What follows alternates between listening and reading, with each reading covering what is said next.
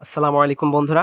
আপনারা যারা ইমো থেকে ছবি নেন অথবা মোবাইলে ছবি তুলে প্রিন্ট করেন, তো প্রিন্টটা কালো হয় অনেক। তো কিভাবে লেখার ব্যাকগ্রাউন্ড চেঞ্জ করে আপনারা সুন্দরভাবে প্রিন্ট করবেন, এটাই আপনাদেরকে দেখাবো আমি আজকে। আপনারা এই ধরনের ছবি যখন প্রিন্ট করেন, তো এই পিছনের ব্যাকগ্রাউন্ডটা আপনার সম্পূর্ণ হোয়াইট না। যার কারণে এটা প্রিন্ট করলে পেছনের এই কালারটা সম্পূর্ণ কালো, কালো হয়ে যায়। তো এটাই আপনাদেরকে দেখাবো যে কিভাবে আপনারা এটা প্রিন্ট করলে পেছনের ব্যাকগ্রাউন্ডটা কোনো কালি ছাপ থাকবে না। সম্পূর্ণ সাদা প্রিন্ট হবে এবং এই যে আপনার লেখাগুলা স্পষ্ট বোঝা যাবে। এটাই আপনাদেরকে আজকে দেখাবো। তো চলুন। তো আমি ১ম এই Photoshop সফটওয়্যারটি ওপেন করে নিচ্ছি।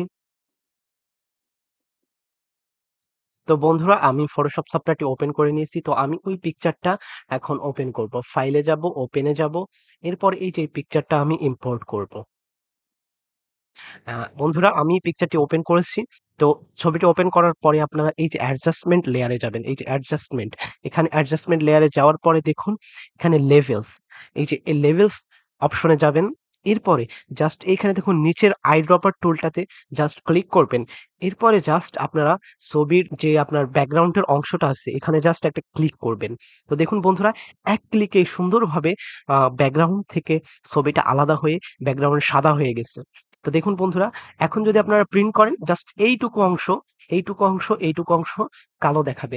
বাকি সব সাদা হোয়াইট দেখাবে। আর আপনার এই লেখাটা সম্পূর্ণভাবে ক্লিয়ারলি প্রিন্ট হবে। তো আমরা এখন এই পিকচারের এই কালারটাও চেঞ্জ করব, এই কালারটাও সাদা করব এবং এই কালারটুকুও সাদা করব। আর এই যে লেখাটা আরেকটু ক্লিয়ার করার জন্য আপনাকে জাস্ট এই যে কর্নারে দেখুন এইখানে জাস্ট একটু ড্র্যাগ করে হালকা সাইডে জাস্ট হালকা একটু আনতে হবে এটা। এরপরে জাস্ট এই যে এই পয়েন্টটা ধরে একটু হালকা এই সাইডে নিয়ে আসবেন। এরপরে এই পয়েন্টটা আরেকটু নিয়ে আসবেন। দেখুন লেখাটা আরো স্পষ্ট হয়ে গেল। তো এখন বন্ধুরা জাস্ট এটা ক্লোজ করে দিবেন এবং এই ২ টা layer just control plus E দিয়ে মার্জ করে ফেলবেন। এরপরে আবার অ্যাডজাস্টমেন্ট লেয়ারে যাবেন, এরপর লেভেলস, এরপরে নিচের এই আইড্রপার টুলে আবার ক্লিক করবেন, তারপরে আবার জাস্ট এখানে ক্লিক করবেন। দেখুন আরো যে ঝাপসা, ঝাপসা কালো ছিল এগুলো সুন্দরভাবে আ সাদা হয়ে গেল। এরপরে জাস্ট এটা ক্লোজ করে দিয়ে আবার ২ টা মার্জ করে দিবেন কন্ট্রোল প্লাস পি দিয়ে। এরপরে এই অংশটুকু কিভাবে করবেন? জাস্ট ব্রাশ টুলের মাধ্যমে এই অংশটুকু এই ব্রাশ টুল সিলেক্ট করবেন। জাস্ট এই অংশটুকু সাদা কালার সিলেক্ট করে এখানে সাদা কালার সম্পূর্ণ হোয়াইট কালার সিলেক্ট করে জাস্ট এই অংশটুকু ঘষতে হবে। ওকে বন্ধুরা, যেই অংশটুকু কালো আছে এক্সট্রা এই অংশটুকু জাস্ট ঘষে দিতে হবে। তো এখন দেখুন বন্ধুরা, আ এই ছবিটিতে সম্পূর্ণ যে পেছনের গ্রে কালারের অংশ ছিল এটা সম্পূর্ণ সাদা হয়ে গেছে। এখন যদি আপনি এই ছবিটি প্রিন্ট করেন তাহলে পেছনের অংশটুকু সাদাই থাকবে। এখানে কোনো আপনার এক্সট্রা কালি ফোরাবে না। জাস্ট আপনারা এটা প্রিন্ট করলেই আপনার জাস্ট লেখাটাই আ কালি ফোরাবে। আর পেছনের যে সাদা অংশ এটাতে কোনো কালি ফোরাবে না। পেছনের অংশটা সম্পূর্ণ সাদা হয়ে প্রিন্ট হবে।